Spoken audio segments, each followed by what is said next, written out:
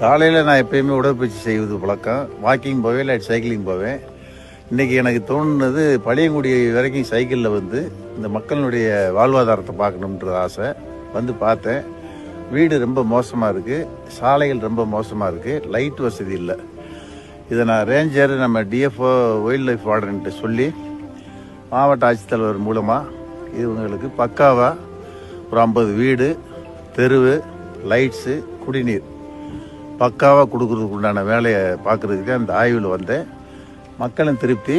நான் தான் அந்த பள்ளியே கட்டி கொடுத்தேன். எனக்கு ராஜ்யசபா எம்பியாக இருக்கும்போது நிதியிலேருந்து கட்டி கொடுத்தேன். இயற்கையாக வந்து பார்த்தா முதலமைச்சரின் கால உணவு திட்டம் 7:30க்கெல்லாம் வந்து ஒரு பழங்குடி மக்களுக்கு எவ்வளவு உன்னதமான திட்டத்தை தமிழக முதல்வர் அண்ணன் தளபதி கொடுத்துருக்காருன்றது இது ஒரு சான்று. 7:30 மணிக்கு கரெக்டாக வந்து பிள்ளைகளுக்கு 10 பிள்ளைகளுக்கு உணவு கொடுக்குறாருன்னு சொன்னால் பெரிய புண்ணியந்தான். அந்த வகையில் இந்த மக்களுக்கு உண்டான திட்டங்களை ஆய்வு செய்து டிசா கமிட்டி மூலயமா அதை நாங்கள் நிறைவேற்றோம்ன்றதை உறுதிப்படுத்துகிறேன்.